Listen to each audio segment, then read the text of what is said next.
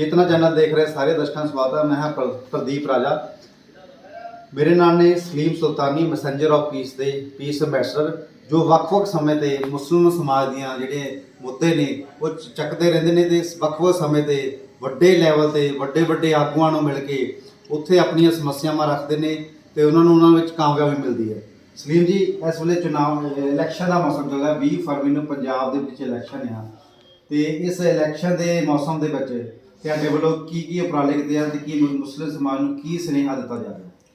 ਪਹਿਲਾਂ ਤਾਂ ਪ੍ਰਦੀਪ ਰਾਜਾ ਜੀ ਇਸ ਮਿਸ਼ਨਰੀ ਚੈਨਲ ਨੂੰ ਮੈਂ ਮੁਬਾਰਕਬਾਦ ਦਿੰਦਾ ਔਰ ਮੈਂ ਇਸ ਚੀਜ਼ ਦਾ ਧੰਨਵਾਦ ਵੀ ਕਰਦਾ ਤੁਹਾਡਾ ਵੀ ਤੁਸੀਂ ਸਾਡੀ ਗੱਲ ਆਪਣੇ ਚੈਨਲ ਦੇ ਮਾਧਿਅਮ ਰਾਹੀਂ ਹੁਣ ਮੀਡੀਆ ਲੋਕਾਂ ਤੱਕ ਰੱਖੋਗੇ। ਸੋ ਜਿਵੇਂ ਕਿ ਤੁਸੀਂ ਦੱਸਿਆ ਕਿ ਸਾਡੇ ਅੱਜ ਕੀ ਮੰਗਾਂ ਨੇ, ਉਹ ਮੰਗਾਂ ਇਹ ਨੇ ਵੀ ਕਿਉਂਕਿ ਅਸੀਂ ਕੋਈ ਪੋਲੀਟੀਕਲ ਬੰਦੇ ਨਹੀਂ, ਅਸੀਂ ਇੱਕ ਸਟ੍ਰੈਟੇਜਿਕ ਬੰਦੇ ਹਾਂ, ਸੋਸ਼ਲ ਸਰਵਿਸ ਜਿਹੜੇ ਲੱਗੇ ਰਹਿੰਦੇ ਹਾਂ। ਉਹ ਸਾਡਾ ਆਪਣਾ ਕੋਈ ਕੰਮ ਕਰ ਵੀ ਹੈਗਾ। ਜੇ ਅੱਜ ਅਸੀਂ ਸਮਾਜ ਦੀਆਂ ਪ੍ਰੋਬਲਮਸ ਲੈ ਕੇ ਇਹ ਗੱਲਾਂ ਕਰ ਰਹੇ ਹਾਂ ਕਿ ਇਹਦਾ ਕਿਤੇ ਨਾ ਕਿਤੇ ਕਾਰਨ ਜਿਹੜਾ ਸਾਡਾ ਪੋਲੀਟੀਕਲੀ ਸਿਸਟਮ ਆ ਉਹਨੇ ਸਾਡੇ ਸਮਾਜ ਨੂੰ ਨਜ਼ਰ ਅੰਦਾਜ਼ ਕੀਤਾ। ਮੇਰੇ ਨਾਲ ਦਿਲਬਾਰ ਸ਼ੌਕਤ ਜੀ ਨੇ, ਇਹ ਉੱਗੇ ਸੰਗੀਤ ਪ੍ਰਮੋਟਰ ਨੇ ਔਰ ਗੀਤ ਵੀ ਲਿਖਦੇ ਨੇ ਔਰ ਮਿਊਜ਼ਿਕ ਨਾਲ ਇਹਨਾਂ ਦਾ ਤਾਲੁਕ ਹੈ। ਇੱਕ ਤੁਸੀਂ ਇਹ ਕਰੋ ਵੀ ਇਹਨਾਂ ਨੇ ਆਪਣੇ ਪ੍ਰੋਫੈਸ਼ਨ ਨੂੰ ਸਾਈਡ ਤੇ ਕਰਕੇ ਨਾ ਦੇਣਾ, ਕਿਉਂਕਿ ਅੱਜ ਕੱਲ੍ਹ ਇਲੈਕਸ਼ਨ ਦਾ ਮਾਹੌਲ ਹੈ ਔਰ ਜਦੋਂ ਅਸੀਂ ਅੱਜ ਤੋਂ 20-25 ਦਿਨ ਪਹਿਲਾਂ ਇੱਕ ਆਪਣੀ ਟੀਮ ਕੰਸਟੀਟਿਊਟ ਕੀਤੀ ਸੀ 20 ਮੈਂਬਰੀ, ਅਤੇ ਉਹਦੇ ਵਿੱਚ ਅਸੀਂ ਇਹਨਾਂ ਨੂੰ ਮੈਂਬਰ ਰੱਖਿਆ ਸੀ ਫਲੋਰ ਕਰਕੇ। ਅਤੇ ਉੱਦਾਂ ਵੀ ਸਾਡੇ ਇਹ ਬੌਧਿਕ ਸੈੱਲ ਦੇ ਜਿਹੜੇ ਚੇਅਰਮੈਨ ਨੇ ਸਾਡੇ ਮੈਸੇਂਜਰ ਆਫ ਪੀਸ ਆਰਗੇਨਾਈਜੇਸ਼ਨ ਦੇ, ਅਤੇ ਇੱਦਾਂ ਦੇ ਬੰਦੇ ਜਦੋਂ ਆਏ ਇਹਨੇ ਕਹਿੰਦੇ ਯਾਰ ਇਹ ਕੰਮ ਹੋ ਹੀ ਨਹੀਂ ਹੁੰਦਾ ਤੱਕ। ਇਹਨਾਂ ਦਾ ਪਿੰਡ ਟਡਵਾੜਾ ਵਾ ਅਤੇ ਇਹਨਾਂ ਨੇ ਟਡਵਾੜਾ ਵਿੱਚ ਇੰਡੀਪੈਂਡੈਂਟ ਤਰੀਕੇ ਨਾਲ ਔਰ ਆਪਣੇ ਸੋਰਸ ਦੇ ਨਾਲ, ਕਿਉਂਕਿ ਬੜਾ ਸਾਡੇ ਮੁਸਲਿਮ ਸਮਾਜ ਦਾ ਇੱਕ ਸਮਰੱਥ ਪਿੰਡ ਹੈਗਾ ਵਾ, ਉੱਥੇ ਸਾਡੇ ਜਿਹੜਾ ਜਿੰਨਾ ਭਾਈਚਾਰਾ ਥੋੜ੍ਹਾ ਇਕਨੋਮਿਕਲੀ ਸਟਰੋਂਗ ਆ, ਮਸਜਿਦ ਬਣਾਈ। ਕਹਿੰਦੇ ਹੋਰ ਪਿੰਡਾਂ 'ਚ ਤੁਸੀਂ ਸੋਚੀ ਜਾਂਦੇ ਵੀ ਸ਼ਾਇਦ ਸਾਡਾ ਧਿਆਨ ਨਹੀਂ ਗਿਆ, ਅਤੇ ਇਹਨਾਂ ਨੇ ਉਦੋਂ ਹੀ ਸਾਡੇ ਨਾਲ ਵਾਅਦਾ ਕੀਤਾ ਵੀ ਆਪਾਂ ਇਸ ਮੂਵਮੈਂਟ ਤੁਹਾਡੇ ਨਾਲ ਆ ਔਰ ਆਪਾਂ ਆਪਣੇ ਲੋਕਾਂ ਨੂੰ ਲਾਮਬੰਦ ਕਰ। ਇੱਥੇ ਸਾਡਾ ਮੈਸੇਂਜਰ ਆਫ ਪੀਸ ਦੇ ਮਾਧਿਅਮ ਤੋਂ ਕੀ ਮਿਸ਼ਨ ਹੈਗਾ ਤੇ ਕੀ ਜਿਹੜੇ ਕੰਮ ਆ ਤੁਸੀਂ ਕਰ ਰਹੇ ਆ ਤੇ ਕਿਹੜੀਆਂ ਜਿਹੜੀਆਂ ਮੰਗਾਂ ਆ ਤੁਹਾਡੀਆਂ ਸਰਕਾਰ ਅੱਗੇ ਵੀ ਉਹ ਹੱਲ ਹੋਣੀ ਚਾਹੀਦੀਆਂ ਆ? ਮੈਸੇਂਜਰ ਆਫ ਪੀਸ ਦਾ ਸਾਡਾ ਜਿਹੜਾ ਮਕਸਦ ਪਿਛਲੇ 5-7 ਸਾਲ ਤੋਂ ਅਸੀਂ ਖਾਸ ਕਰਕੇ ਮੈਂ ਪੀਸ ਮਿਸ਼ਨ ਨਾਲ ਜੁੜਿਆ, ਕਿਉਂਕਿ ਮੇਰਾ ਮਿਸ਼ਨ ਹੈਗਾ ਗੁਰੂਆਂ ਪੀਰਾਂ ਦੀ ਸਾਂਝੀ ਵਿਚਾਰਧਾਰਾ ਜੋ ਮਿਸ਼ਨ ਸਾਂਝੀ ਗੱਲ ਵਾਲਾ ਮਿਸ਼ਨ ਆ ਉਸ ਨੂੰ ਅੱਗੇ ਵਧਾਉਣਾ। ਕਿਉਂਕਿ ਮੈਂ ਆਪਣੀ ਜ਼ਿੰਦਗੀ 'ਚ ਬਹੁਤ ਮਹਾਨ ਅਧਿਆਤਮਿਕ ਗੁਰੂਆਂ ਨੂੰ ਮਿਲ ਚੁੱਕਿਆ ਅਤੇ ਉਹਨਾਂ ਤੋਂ ਮੈਨੂੰ ਆਸ਼ੀਰਵਾਦ ਵੀ ਪ੍ਰਾਪਤ ਆ ਕਿ ਸਾਡਾ ਇੱਕ ਨਾਅਰਾ ਵੀ ਹੈ ਹਿੰਦੂ ਮੁਸਲਿਮ ਸਿੱਖ ਈਸਾਈ ਅਸੀਂ ਸਾਰੇ ਭਾਈ ਭਾਈ ਔਰ ਅਸੀਂ ਮੈਨੂੰ ਕਹਿੰਦੀ ਸਰਹੱਦਾਂ ਤੋਂ ਬਿਨਾਂ ਦੁਨੀਆ ਦੀ ਗੱਲ ਕਰਦੇ ਹਾਂ, ਠੀਕ ਨਹੀਂ। ਲਾਜਾਤ ਹੋਵੇ, ਕੋਈ ਜ਼ਾਤ ਮਜ਼ਹਬ ਨਾ ਹੋਵੇ, ਇਕੁਐਲਿਟੀ ਦੀ ਗੱਲ ਹੋਵੇ। ਲੇਕਿਨ ਇਨ ਬਿਟਵੀਨ ਜਦੋਂ ਅਸੀਂ ਸਮਾਜ ਵਿੱਚ ਵਿਚਰਦੇ ਹਾਂ ਅਤੇ ਅਲੱਗ-ਅਲੱਗ ਸਮਾਜ ਦੀਆਂ ਬਹੁਤ ਸਾਰੀਆਂ ਪ੍ਰੋਬਲਮ, ਅਤੇ ਅਸੀਂ ਜਦੋਂ ਆ ਕੇ ਫਲੋਰ ਹਲਕੇ ਦੀ ਗੱਲ ਕਰੀਏ ਕਿਉਂਕਿ ਜਦੋਂ ਸਾਡੇ ਕੋਲ ਰਿਸੋਰਸ ਬੜੇ ਘੱਟ ਨੇ ਅਤੇ ਪ੍ਰੋਬਲਮ ਸਾਡੇ ਪੰਜਾਬ ਵਿੱਚ ਨੇ ਮਿਨੋਰਟੀ ਸਮਾਜ ਦੀਆਂ, ਲੇਕਿਨ ਅਸੀਂ ਸੋਚਿਆ ਜਿਹੜਾ ਫਲੋਰ ਨੂੰ ਮਾਡਲ ਬਣਾਈਏ। ਅਸੀਂ ਸਿਰਫ ਪੋਲੀਟੀਕਲੀ ਅਵੇਅਰਨੈਸ ਲਿਆ ਰਹੇ ਹਾਂ, ਨਾ ਕੁਛ ਅਸੀਂ ਇਹਦਾ ਕੋਈ ਅਸੀਂ ਰਾਜਨੀਤੀਕਰਨ ਕਰ ਰਹੇ ਹਾਂ, ਨਾ ਸਾਡਾ ਮਨਸ਼ਾ ਵਾ। ਕਿਉਂਕਿ ਹਰ ਵਾਰ ਵੋਟਾਂ ਆਉਂਦੀਆਂ, ਪਿਛਲੇ 8-10 ਸਾਲ ਤੋਂ ਮੈਂ ਦੇਖਦਾ ਪਿਆ ਵੀ ਜਦੋਂ ਵੋਟਾਂ ਆਉਂਦੀਆਂ ਜਿੱਦਾਂ ਨਾ ਬਰਸਾਤੀ ਮੇਂਢਕ ਨਿਕਲਦੇ ਆ, ਇੱਦਾਂ ਸਾਡੀ ਜਿਹੜੀ ਮੁਸਲਿਮ ਲੀਡਰਸ਼ਿਪ ਦੇ ਕੋਈ ਲੀਡਰ ਨਿਕਲਦੇ ਆ, ਉਹ ਮੁਸਲਮਾਨਾਂ ਦੇ ਘਰਾਂ 'ਚ ਜਾ ਕੇ ਜਿਹੜੇ ਨੁਮਾਇੰਦੇ ਖੜੇ ਹੁੰਦੇ ਉਹਨਾਂ ਨੂੰ ਜਾ ਕੇ ਮਨਾਮ ਕੇ ਦਿੰਦੇ ਅਤੇ ਵੋਟਾਂ ਉਹਨਾਂ ਦੀਆਂ ਇੱਦਾਂ ਯੂਟੀਲਾਈਜ਼ ਹੋ ਜਾਂਦੀਆਂ। ਲੇਕਿਨ ਉਹਦੀ ਸਮੱਸਿਆਵਾਂ ਕੀ ਹੈ, ਕੀ ਹੱਲ ਉਹ ਹੋਈ ਨਹੀਂ। ਅਸੀਂ ਜਾ ਕੇ ਦੇਖਿਆ, ਕਿਉਂਕਿ ਮੈਂ ਹੁਣ 20-25 ਦਿਨ ਤੋਂ ਮੈਂ ਅਤੇ ਸ਼ੌਕਤ ਜੀ ਨੇ ਕੰਪੇਨ ਕੀਤੀ ਹੈ ਲੋਕਾਂ 'ਚ ਜਾ ਕੇ। ਉੱਥੇ ਬਹੁਤ ਸਾਰੀਆਂ ਸਾਨੂੰ ਸਮੱਸਿਆਵਾਂ ਦੇਖਣ ਨੂੰ ਮਿਲੀਆਂ, ਜਿੱਦਾਂ ਕਿ ਉਹਨਾਂ ਦੇ ਰਾਸਤੇ ਕੱਚੇ ਨਹੀਂ ਬਣੇ, ਪ੍ਰਧਾਨ ਮੰਤਰੀ ਯੋਜਨਾ ਜਿੰਨੀਆਂ ਵੈਲਫੇਅਰ ਸਕੀਮਾਂ ਆਈਆਂ ਉਹਨਾਂ ਦੀਆਂ ਛੱਤਾਂ ਹੀ ਨਹੀਂ ਬਣੀਆਂ, ਉੱਦੇ ਢਾਰੇ ਬਣੇ ਵਿਚਾਰੇ ਗੁੱਜਰ ਭਾਈ ਦੀ ਗੱਲ ਕਰਦਾ। ਇਹ ਸਾਡੇ ਕਬਰਸਤਾਨ ਦੀ ਬੜੀ ਸਮੱਸਿਆ ਫਲੋਰ ਹਲਕੇ 'ਚ। ਜਿਵੇਂ ਤੁਸੀਂ ਗਰੈਆਂ ਦੇ ਵਿੱਚ ਇੱਕ ਮੁਸਲਿਮ ਕਬਰਸਤਾਨ ਦਾ ਮੁੱਦਾ ਉਠਾਇਆ ਸੀ ਅਤੇ ਮੌਕੇ ਦੀ ਸਰਕਾਰ ਅੱਗੇ ਵੀ ਮੁੱਦਾ ਉਠਾਇਆ ਗਿਆ ਅਤੇ ਈਸਾਈ ਸਮਾਜ ਨੇ ਵੀ ਮੁੱਦਾ ਉਠਾਇਆ ਸੀ। ਉਹਦੀ ਇੱਕ ਕਈ ਸਾਲ ਪਹਿਲਾਂ ਇਸ਼ਤਿਹਾਰ ਵੀ ਲੱਗਾ ਅਖਬਾਰ ਦੇ ਵਿੱਚ, ਫਿਰ ਵੀ ਉਹ ਮਸਲਾ ਹੱਲ ਨਹੀਂ ਹੋਇਆ। ਹੁਣ ਵੀ ਪਿੱਛੇ ਜਿਹੇ ਮੈਨੂੰ ਲੱਗਦਾ ਇਸ਼ਤਿਹਾਰ ਲੱਗਾ ਸੀਗਾ, ਹੁਣ ਵੀ ਸਰਕਾਰ ਕਹਿ ਰਹੀ ਹੈ ਵੀ ਅਸੀਂ ਕਰ ਰਹੇ ਹਾਂ ਜਾਂ ਹੋ ਗਿਆ ਆ। ਕੀ ਹੈਗਾ ਉਹ ਇਸ਼ੂ, ਹੋਇਆ ਕਿ ਨਹੀਂ ਹੋਇਆ? ਤੁਸੀਂ ਬਹੁਤ ਮੁੱਦੇ ਦੀ ਗੱਲ ਕਰਦੇ। ਇਹ ਪਿਛਲੇ 3-4 ਮਹੀਨੇ ਤੋਂ ਇੱਕ ਪ੍ਰੋਸੈਸ ਚਲਾਇਆ ਸੀਗਾ ਅਤੇ ਸਾਡੀ ਮਿਊਨਿਸਪਲ ਜਿਹੜੀ ਨਗਰ ਕੌਂਸਲ ਬਣਾਇਆ, ਮੈਂ ਉਹਨਾਂ ਦਾ ਸ਼ੁਕਰਗੁਜ਼ਾਰ। ਅਤੇ ਜਦੋਂ ਪ੍ਰੋਸੈਸ ਚੱਲਿਆ ਐਪਲੀਕੇਸ਼ਨਾਂ, ਕਾਗਜ਼, ਦੂਜੇ ਦਫ਼ਤਰ, ਤੀਜੇ ਦਫ਼ਤਰ, ਅਤੇ ਮੌਤ ਦਾ ਤੁਹਾਨੂੰ ਪਤਾ ਨਹੀਂ ਕਿਹੜੇ ਵੇਲੇ ਵੀ ਹੋਊਗੀ। ਮੈਂ ਗੁਰਾਇਆ ਸ਼ਹਿਰ ਨਿਵਾਸੀਆਂ ਦੀ ਗੱਲ ਕਰਾਂ, ਸਾਡਾ ਇੱਕ ਗੁਰਾਇਆ ਸ਼ਹਿਰ ਇੰਨਾ ਵਧੀਆ ਸ਼ਹਿਰ ਆ, ਇੱਥੇ ਹਰ ਧਰਮ ਦੇ ਹਰ ਮਜ਼ਹਬ ਦੇ ਲੋਕ ਰਲ ਮਿਲ ਕੇ ਰਹਿੰਦੇ ਨੇ। ਤੇ ਜਦੋਂ ਮੈਂ ਇੱਧਰ ਨਗਰ ਕੌਂਸਲ ਐਡਮਿਨਿਸਟ੍ਰੇਸ਼ਨ ਲੈਵਲ 'ਤੇ ਗੱਲ ਕਰਾਂ ਜਾਂ ਰਾਜਨੀਤਿਕ ਪੱਧਰ 'ਤੇ ਗੱਲ ਕਰਾਂ, ਉੱਥੇ ਆ ਕੇ ਕਿਤੇ ਨਾ ਕਿਤੇ ਇੱਕ ਤੰਗ ਨਜ਼ਰ ਮਿਲ ਜਾਂਦੀ ਹੈ। ਉਹ ਜਿਹੜੀ ਤੁਸੀਂ ਗੱਲ ਕਰਦੇ ਕਬਰਸਤਾਨ ਦੀ, ਉਹ ਸਿਰਫ ਚਿੱਠੀਆਂ ਪੱਤਰ 'ਚ ਕੰਮ ਰਹਿ ਗਿਆ ਤੇ ਉਹ ਧਰਤੀ ਤੇ ਜਾਣੀ ਕਿ ਧਰਾਤਲ ਤੇ ਉਹਦਾ ਕੋਈ ਨਤੀਜਾ ਨਹੀਂ ਆਇਆ। ਉਹ ਇੱਦਾਂ ਦੀ ਅਸੀਂ ਉੱਥੇ ਜਗ੍ਹਾ ਚਿੰਨ੍ਹਿਤ ਕਰਤੀ, ਇੱਥੇ ਕਰਤੀ ਹੈ, ਇੰਨੇ ਟਾਈਮ ਨਾਲ ਜਿਹੜੇ ਇਲੈਕਸ਼ਨ ਕੋਡ ਲੱਗੇ। ਮੈਂ ਬੜਾ ਜਿੰਨੇ ਵੀ ਪੋਲੀਟੀਕਲ ਲੀਡਰ ਸੀ ਉਹਨਾਂ ਨੂੰ ਮੈਂ ਗੁਜ਼ਾਰਿਸ਼ ਕੀਤੀ, ਮੈਂ ਕਿਹਾ ਯਾਰ ਇਹਨੂੰ ਲਿਆਓ ਵੀ ਜੇ ਤੁਸੀਂ ਕਰੋਗੇ ਤਾਂ ਸਮਾਜ ਜਾ ਕੇ ਗੱਲ ਕਰਾਂਗੇ ਵੀ ਤੁਹਾਡੇ ਤੁਸੀਂ ਕੰਮ ਕੀਤਾ। ਤੇ ਲਾਗੇ ਹੀ ਸਾਡੇ ਜਦੋਂ ਪਿੰਡ ਧਲੇਤੇ ਦੀ ਮੈਂ ਗੱਲ ਕਰਦਾ, ਉਹਨਾਂ ਦਿਨ ਧਲੇਤਾ ਪਿੰਡ ਮੈਂ ਕਹਿੰਦਾ ਆਵੇ ਇੱਕ ਪੂਰੇ ਦੁਨੀਆ 'ਚ ਛਾ ਗਿਆ। ਉਹ ਛਾ ਕਿੱਦਾਂ ਗਿਆ ਬਈ ਮਲੇਰਕੋਟਲਾ ਤਾਂ ਸੀਗਾ ਹੀ ਇਸ ਕੰਮ 'ਚ ਅੱਗੇ, ਉੱਥੇ ਦੇ ਸਿੱਖ ਲੋਕ ਹੋਰ ਸਮਾਜਾਂ ਦੇ ਲੋਕ ਮੁਸਲਮਾਨ ਸਮਾਜਾਂ ਨੂੰ ਉਹ ਜਗ੍ਹਾ ਦਿੰਦੇ ਸੀਗੇ ਮਸਜਿਦਾਂ 'ਤੇ।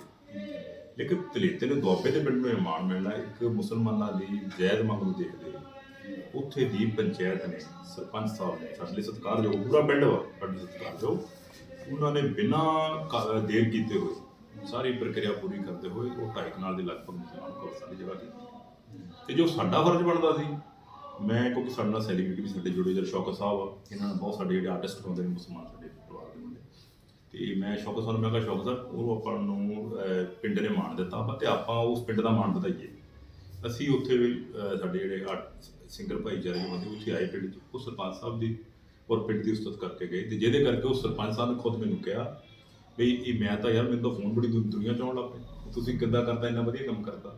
ਤੇ ਇਹਦੇ ਵਿੱਚ ਜਿਹੜੇ ਸਾਡੇ ਅਮਰਜੀਤ ਕੈਲੇ ਸਾਹਿਬ ਠੇਕੇਦਾਰ ਸਾਹਿਬ, ਉਹ ਸਾਡੇ ਮੈਸੇਂਜਰ ਆਫ ਪੀਸ ਦੇ ਖਜ਼ਾਨਚੀ ਵੀ ਨੇ, ਉਹਨਾਂ ਦੀ ਮੁੱਖ ਭੂਮਿਕਾ ਰਹੀ ਕਿਉਂਕਿ ਉਹਨਾਂ ਦੇ ਮਾਤਾ ਜੀ ਉੱਥੇ ਮੈਂਬਰ ਰਹੇ। ਜਿੱਦਾਂ ਸਾਡੇ ਵੱਡੇ ਵੱਡੇ ਸਿੰਗਰਾਂ ਦੇ ਨਾਲ ਸਾਡੀ ਅਕਸਰ ਮੁਲਾਕਾਤ ਵੇਖਣ ਨੂੰ ਮਿਲਦੀ ਆ, ਉਹ ਤੁਹਾਡਾ ਕਿਸ ਤਰ੍ਹਾਂ ਦਾ ਸਹਿਯੋਗ ਕਰਦੇ ਆ ਤੇ ਕਿੰਨਾ ਤੁਹਾਡਾ ਮੈਸੇਂਜਰ ਆਫ ਪੀਸ ਦੇ ਵਿੱਚ ਉਹਨਾਂ ਦਾ ਕਿੰਨਾ ਕੁ ਯੋਗਦਾਨ ਰਹਿੰਦਾ ਹੈ?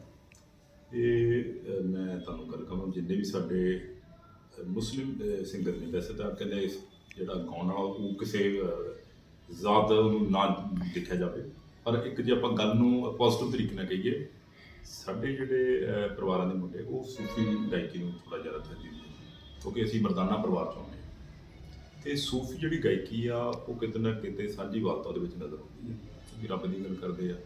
ਅਤੇ ਮੈਸੇਂਜਰ ਆਫ ਪੀਸ ਦਾ ਵੀ ਤੁਹਾਨੂੰ ਮੈਂ ਪਹਿਲਾਂ ਦੱਸ ਚੁੱਕਾ ਵੀ ਸਾਡਾ ਵੀ ਮਿਸ਼ਨ ਹੈ ਸਾਂਝੀਵਾਲਤਾ ਦਾ, ਇਸ ਕਰਕੇ ਸਾਨੂੰ ਉਹ ਪਿਆਰ ਕਰਦੇ ਆ ਤੇ ਸਾਡੇ ਕਹਿਣ 'ਤੇ ਜੇ ਅਸੀਂ ਕਿਤੇ ਬੁਲਾਈਏ ਜਾਂ ਉਹਨਾਂ ਨੂੰ ਕਿਤੇ ਸਾਨੂੰ ਬੁਲਾਉਣ, ਅਸੀਂ ਆਉਂਦੇ ਜਾਂਦੇ ਹਾਂ, ਕਿਉਂਕਿ ਅਸੀਂ ਉਹਨਾਂ ਦੀ ਜੇ ਉਹਨਾਂ ਤੋਂ ਕੋਈ ਵਕਤ ਲੈਣਾ ਜਾਂ ਉਹਨਾਂ ਤੋਂ ਸਮਾਂ ਲੈਣਾ ਜਾਂ ਸਾਡੇ ਲਈ, ਅਸੀਂ ਉਹਨਾਂ ਨੂੰ ਇੱਕ ਪੋਜ਼ਿਟਿਵ ਤਰੀਕੇ ਲਈ ਉਹਨਾਂ ਨੂੰ ਕਹਿੰਦੇ ਵੀ ਤੁਸੀਂ ਆਓ, ਜਦੋਂ ਹੁਣ ਧਲੇਤੇ ਪਿੰਡ ਦੀ ਤੁਹਾਨੂੰ ਧਾਰਨਾ ਦਿੱਤੀ ਹੈ।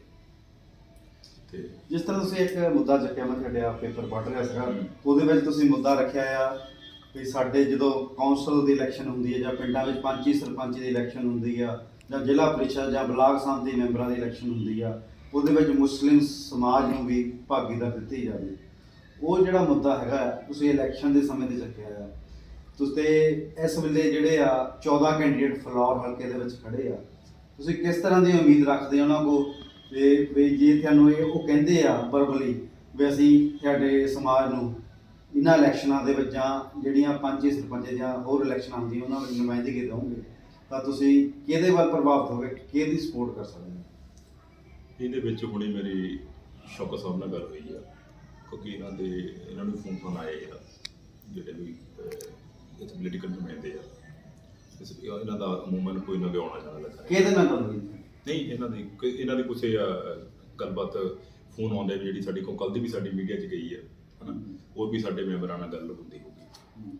ਪਰ ਅਸੀਂ ਜਿਹੜੀ ਕਿਉਂਕਿ ਸਾਡਾ ਹੈੱਡਕੁਆਟਰ ਗੁਰਾਇਆ ਹੁਸੈਨ ਮਸਜਿਦ ਆ, ਠੀਕ, ਅਤੇ ਸਾਡੀ ਜਿਹੜੀ 20 ਮੈਂਬਰੀ ਟੀਮ ਆ, ਅਸੀਂ ਇੱਕ ਆਪਣਾ ਮੰਗ ਪੱਤਰ ਬਣਾ ਲਿਆ, ਅਲੱਗ-ਅਲੱਗ ਅਸੀਂ ਆਪਣੇ ਬੌਧਿਕ ਲੋਕਾਂ ਨਾਲ ਗੱਲ ਕਰਕੇ, ਧਾਰਮਿਕ ਲੋਕਾਂ ਨਾਲ ਗੱਲ ਕਰਕੇ, ਸਮਾਜਿਕ ਲੋਕਾਂ ਨਾਲ, ਉਹਦੇ ਵਿੱਚ ਜਿਹੜੀ ਵੀ ਪਾਰਟੀ ਸਾਡੇ ਇਸ ਮੰਗ ਪੱਤਰ ਨੂੰ ਸਮਝ ਕੇ, ਔਰ ਅਸੀਂ ਆਪਣੀ ਲੀਗਲ ਟੀਮ ਨਾਲ ਵੀ ਸਲਾਹ ਲੈ ਰਹੇ ਹਾਂ ਵੀ ਇਹ ਜੇ ਕਿਸੇ ਕੈਂਡੀਡੇਟ ਨੂੰ ਬਾਉਂਡ ਕਰਨਾ, ਤੇ ਇੱਦਾਂ ਨਾਲ ਜਿਹੜਾ ਤੁਸੀਂ ਪਹਿਲਾਂ ਗੱਲ ਕਹੀ ਵੀ ਉਹ ਕਹਿ ਤਾਂ ਹਰਕ ਨਹੀਂ ਜਾਣਾ, ਲੇਕਿਨ ਕਿਉਂਕਿ ਲੀਡਰ ਵਾਅਦੇ ਕਰਦੇ ਆ, ਹਾਂ ਬਿਲਕੁਲ, ਆਪਣੇ ਚੋਣ ਮੈਨੀਫੈਸਟੋ ਵਿੱਚ ਵੱਡੇ ਲੁਭਾਵਨੇ ਵਾਅਦੇ ਕੀਤੇ ਜਾਂਦੇ ਆ, ਪਰ ਜਦੋਂ ਸਰਕਾਰ ਵਿੱਚ ਆ ਜਾਂਦੇ ਆ ਤਾਂ ਉਹ ਵਾਅਦਿਆਂ ਨੂੰ ਭੁੱਲ ਜਾਂਦੇ ਆ, ਲੋਕਾਂ ਦੇ ਪੱਲੇ ਸਿਰਫ ਲੋਲੀਪੌਪ ਰਹਿ ਜਾਂਦੇ ਆ। ਮੈਂ ਤੁਹਾਨੂੰ ਇੱਕ ਗੱਲ ਇਹ ਵਿਸ਼ਵਾਸ ਦਿਵਾ ਦਿੰਦਾ, ਕਿਉਂਕਿ ਮੈਂ ਸਭ ਕਾਸ਼ੀਰਾਂ ਨੂੰ ਵੀ ਦਿਲੋਂ ਉਹਨਾਂ ਨੂੰ ਮੈਂ ਸਤਿਕਾਰ ਨਾਲ ਦੇਖਦਾ, ਕਿਉਂਕਿ ਉਹ ਬਹੁਤ ਵੱਡੇ ਇੱਕ ਰਾਜਨੀਤਿਕ ਸੀਗੇ, ਲੇਕਿਨ ਇੱਕ ਰਣਨੀਤਿਕਾਰ ਵੀ ਰਹੇ।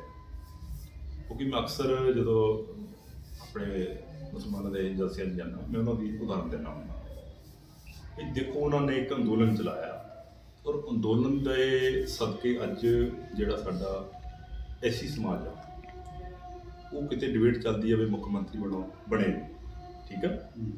ਕਿਤੇ ਹੁਣ ਦੇਖੋ ਤੁਸੀਂ 2024 ਚ ਪ੍ਰਧਾਨ ਮੰਤਰੀ ਦੀ ਵੀ ਆਪਣੀ ਗੱਲ ਚੱਲ ਪਣੀ ਸਾਡੇ ਸਮਾਜ ਦੀ, ਕਿਉਂਕਿ ਸਾਡਾ ਐਸੀ ਸਮਾਜ ਮੇਰਾ ਹੀ ਸਮਾਜ ਹੈ ਜੀ, ਮੈਂ ਉਹਨੂੰ ਵੱਖ ਨਹੀਂ ਕਰਦਾ। ਇਹ ਮੈਂ ਬੜੇ ਮੁਸਲਿਮ ਸਮਾਜ ਨੂੰ ਕਿ ਦੱਸਦਾ ਹਾਂ ਵੀ ਆਪਾਂ ਇੱਕ ਪੋਲੀਟੀਕਲੀ ਅਵੇਅਰ ਹੋ ਜਾਈਏ, ਜਿਹੜਾ ਸਭ ਉਹਨਾਂ ਨੇ ਕੰਮ ਕੀਤਾ, ਇਹ ਸਮਾਜ ਨੂੰ ਆਪਾਂ ਜਾਗਰੂਕ ਕਰ ਦਈਏ। ਔਰ ਕੱਲ੍ਹ ਤੁਸੀਂ ਯਕੀਨ ਕਰੋ, ਮੈਂ ਕੱਲ੍ਹ ਸ਼ਾਹੀ ਮਾਨ ਸਾਹਿਬ ਨਾਲ ਮਿਲ ਕੇ ਇਸੇ ਮੁੱਦੇ ਨੂੰ ਲੈ ਕੇ ਫਲੋਰ ਹਲਕੇ ਦੀ ਜਿੰਨੀ ਸਾਡੀ 20-25 ਦਿਨ ਦੀ ਸਾਡੀ ਸੀਗੀ ਹੈ ਨਾ ਕਾਰਗੁਜ਼ਾਰੀ, ਮੈਂ ਸਾਰੀ ਸਾਂਝੀ ਕੀਤੀ, ਕਿਉਂਕਿ ਸਾਡੀ ਹਾਈ ਕਮਾਂਡ ਆ, ਧਾਰਮਿਕ ਐਂਗਲ ਤੋਂ ਵੀ, ਸਮਾਜਿਕ ਔਰ ਰਾਜਨੀਤਿਕ ਐਂਗਲ ਤੋਂ ਮੈਂ ਦੇਖਦਾ।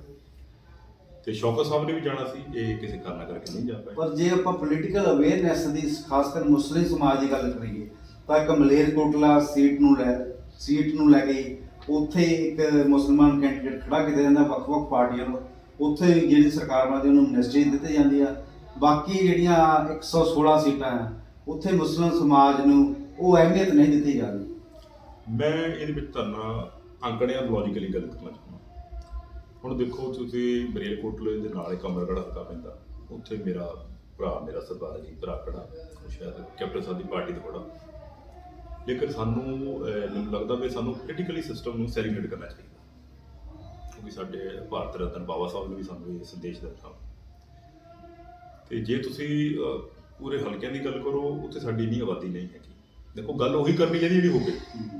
ਹੁਣ ਜਿਹੜਾ ਮਲੇਰਕੋਟਲਾ ਸਾਡੀ ਸੀਟ ਹੈਗੀ ਹੈ, ਕਿਉਂਕਿ ਉੱਥੇ ਮੁਸਲਿਮ ਵੋਟ ਬਹੁਤ ਆਜ ਆ, ਔਰ ਅਮਰਗੜ੍ਹ 'ਚ ਮੈਨੂੰ ਪਤਾ ਲੱਗਾ ਵੀ 30 ਤੋਂ 35,000 ਵੋਟ ਉੱਥੇ ਵੀ ਮੁਸਲਿਮ ਆਬਾਦੀ ਦੀ ਹੈ। ਤੇ ਅਸੀਂ ਉਹੀ ਜਿਹੜੀ ਚਲੋ ਉਦੋਂ ਸਾਡੇ 2 ਸੀਟਾਂ ਸਾਡੇ ਕੋਲ ਹੈਗੀਆਂ ਵਾ, ਹੋਰ ਅਸੀਂ ਸਿਰਫ ਇੰਨੀ ਮੰਗ ਕਰਦੇ ਹਾਂ। ਖਾਸ ਕਰਕੇ ਦੇਖੋ ਮੈਂ ਤੁਹਾਨੂੰ ਪਹਿਲਾਂ ਕਿ ਫਲੋਰ ਹਲਕੇ ਦੀ ਮੰਗ ਕਰਨੀ ਹੈ, ਔਰ ਇਹ ਮੈਂ ਜਿਹੜਾ ਮੰਗ ਪੱਤਰ ਬਣਾਇਆ ਇਸ ਚੀਜ਼ ਨੂੰ ਧਿਆਨ ਵਿੱਚ ਰੱਖ ਕੇ ਬਣਾਇਆ ਵੀ ਜਿਹੜਾ ਹਲਕੇ ਦਾ ਐਮਐਲਏ ਬਣੇ ਜਾਂ ਹੋਰ ਸਾਰਾ ਸਰਕਾਰ 'ਚ ਬਿਜਲੀ ਬਣੇ, ਉਹ ਜਿਹੜੀਆਂ ਮੰਗਾਂ ਸਾਡੀਆਂ ਪੂਰੀਆਂ ਕਰ ਸਕਦਾ। ਇਹ ਜਿਹੜੀਆਂ ਮੰਗਾਂ ਤੁਸੀਂ ਹੁਣ ਤਿਆਰ ਕੀਤੀਆਂ ਕਿ ਪਹਿਲਾਂ 5 ਸਾਲਾਂ ਦੇ ਵਿੱਚ ਵੀ ਤੁਹਾਡੀਆਂ ਇਹ ਮੰਗਾਂ ਸੀ? ਇਹ ਮੰਗਾਂ ਨੂੰ ਵੈਸੇ ਤਾਂ ਧਿਆਨ 'ਚ ਤਾਂ ਬਹੁਤ ਸਾਲਾਂ ਤੋਂ ਸੀਗੀਆਂ, ਲੇਕਿਨ ਇਹ ਤੁਹਾਨੂੰ ਜਿੱਦਾਂ ਦੱਸਿਆ ਵੀ ਬਹੁਤ ਸਾਰੇ ਲੋਕਾਂ ਨਾਲ ਸਲਾਹ ਕਰਕੇ ਅਸੀਂ ਮੰਗਾਂ ਉਹ ਰੱਖੀਆਂ ਜਿਹੜੀਆਂ ਸਾਡੇ ਸਮਾਜ ਨੂੰ ਫਾਇਦਾ ਕਰ ਸਕੇ। ਪਰ ਤੁਹਾਡੇ ਮਾਈਂਡ ਵਿੱਚ ਪਹਿਲਾਂ ਵੀ ਸੀ ਇਹ ਮੰਗਾਂ, ਤੇ ਤੁਸੀਂ ਕਿਸੇ ਫਲੋਰ ਹਲਕੇ ਦੇ ਐਮਐਲਏ ਜਾਂ ਕਾਂਗਰਸ ਦੇ ਇੰਚਾਰਜ ਨਾਲ ਇਸ ਸੰਬੰਧੀ ਗੱਲਬਾਤ ਕੀਤੀ ਸੀ ਪਹਿਲਾਂ? ਨਹੀਂ, ਸਾਡੇ ਕੋਲ ਕੋਈ ਨਹੀਂ ਆਇਆ ਸੀ, ਕਿਉਂਕਿ ਕੱਲ੍ਹ ਦਾ ਸਾਡਾ ਐਲਾਨ ਦਾ ਪ੍ਰੋਗਰਾਮ ਤਕਰੀਬਨ ਬਣ ਚੁੱਕਾ ਵਾ। ਕੀ ਇਸ਼ੂ ਹੈਗਾ ਤੁਹਾਡੀ ਜਿਹੜੀਆਂ ਮੰਗਾਂ ਹੈਗੀਆਂ, ਕੀ ਇਸ਼ੂ ਹੈਗੇ ਆ, ਤੇ ਇਹਨਾਂ ਇਸ਼ੂਆਂ ਦੇ ਆਧਾਰ ਤੇ ਤੁਸੀਂ ਕਿਸੇ ਦੀ ਵੀ ਸਪੋਰਟ ਕਰ ਸਕਦੇ? ਕੀ ਇਸ਼ੂ ਸਾਰੇ ਨੂੰ ਦੱਸੋ। ਮੈਂ ਤੁਸੀਂ ਪਹਿਲਾਂ ਕਿਹਾ ਵੀ ਤੁਹਾਡੇ ਲੋਕਾਂ ਨੂੰ ਤੁਸੀਂ ਪੰਚਾਂ ਸਰਪੰਚ ਵਾਲੀ ਜਿਹੜੀ ਗੱਲ ਆ, ਹੁਣ ਮੈਂ ਫਲੋਰ ਹਲਕੇ ਦੀ ਗੱਲ ਕਰਾਂ ਤੇ ਸਾਡੀ ਅੱਜ ਕੱਲ੍ਹ ਗੂਗਲ ਸਾਰਿਆਂ ਕੋਲ ਆ, ਕਿਉਂਕਿ ਮੈਂ ਕਦੇ ਅਨਲੌਜੀਕਲੀ ਗੱਲ ਨਹੀਂ ਕੀਤੀ। 2011 ਸੈਂਸਸ ਦੇ ਜਿਹੜੇ ਅੰਕੜੇ ਆ ਉਹ ਸਾਡੀ 5000 ਤੋਂ ਪਲੱਸ ਆਬਾਦੀ ਦੱਸਦੇ ਆ। 2021 ਦਾ ਸੈਂਸਸ ਸ਼ਾਇਦ ਪੜ੍ਹਨਾ ਸੁਭਾਵਿਕ ਹੈ, ਇੰਨੀ 10 ਸਾਲਾਂ 'ਚ ਆਬਾਦੀ ਵੱਧ ਗਈ ਹੋਊਗੀ, ਇਹਨੂੰ ਅਸੀਂ 8-9 ਹਜ਼ਾਰ ਦੇ ਲਗਭਗ ਮਿਲਣਾ। ਆਬਾਦੀ ਤੋਂ ਘੱਟ ਥੋੜ੍ਹੀ ਵੋਟਾਂ ਮਿਲ ਜਾਂਦੀਆਂ, ਤੇ ਜੇ ਮੈਂ ਇਸ ਅੰਕੜਿਆਂ ਨੂੰ ਲੈ ਲਵਾਂ ਤੇ ਸਾਡੀ ਵੋਟ ਘੱਟੋ ਘੱਟ ਨਹੀਂ 5 ਤੋਂ 6 ਹਜ਼ਾਰ ਦੇ ਲਗਭਗ ਵੋਟ ਹੋ ਸਕਦੀ ਹੈ ਹਲਕੇ। ਲੇਕਿਨ ਇੰਨੀ ਆਬਾਦੀ ਹੋਣ ਦੇ ਬਾਵਜੂਦ ਵੀ ਸਾਡੀਆਂ ਪਹਿਲਾਂ ਤਾਂ ਬੁਨਿਆਦੀ ਮੰਗਾਂ ਨਹੀਂ ਪੂਰੀਆਂ ਹੋਈਆਂ, ਜਿਹਦੇ ਵਿੱਚ ਕਬਰਸਤਾਨ, ਸਿੱਖਿਆ ਜਾਂ ਹੋਰ ਵੀ ਇੱਦਾਂ ਦੀਆਂ। ਤੇ ਇਹਦੇ ਨਾਲ ਜਿੱਦਾਂ ਤੁਸੀਂ ਕਹਿੰਦੇ ਵੀ 5 ਸਰਪੰਚ ਕਿੱਦਾਂ ਸੋਚ ਲੈਂਦੀ ਪਾਰਟੀ ਦਾ। ਫਿਰ ਮੈਂ ਆਪਣੇ ਸਮਾਜ 'ਚ ਜਾ ਕੇ ਇਹਨਾਂ ਦਿਨਾਂ 20-25 ਦਿਨਾਂ ਦੀ ਗੱਲ ਕਰੂੰਗਾ, ਮੈਂ ਆਪਣੇ ਸਮਾਜ 'ਚ ਜਾ ਕੇ ਸਾਹਿਬ ਕਾਂਸ਼ੀ ਰਾਮ ਵਾਲੀ ਦਾ, ਡਾਕਟਰ B.R. ਅੰਬੇਦਕਰ ਸਾਹਿਬ ਦੀ ਥਿਊਰੀ, ਉਹ ਲੋਕਾਂ ਨਾਲ ਮੈਂ ਡਿਸਕਸ ਕੀਤੀ। ਤੁਸੀਂ ਯਕੀਨ ਕਰੋ ਉਹ ਅਵੇਅਰ ਹੋ ਗਏ। ਹੁਣ ਜਿਹੜਾ ਵੀ ਲੀਡਰ ਉਹਨਾਂ ਕੋਲ ਜਾਂਦਾ ਉਹ ਸਵਾਲ ਪੁੱਛਦੇ, ਤੇ ਤੁਸੀਂ ਸਵਾਲ ਉਠਾਉਣ ਲਈ ਲੋਕਾਂ ਤੇ ਕੇਡਰ ਲਾ ਕੇ ਲੋਕ ਹੁਣ ਲੀਡਰਾਂ ਕੋਲ ਪੁੱਛਣ ਲੱਗ ਪਏ ਵੀ ਤੁਸੀਂ ਸਾਡੇ ਲਈ ਕੀ।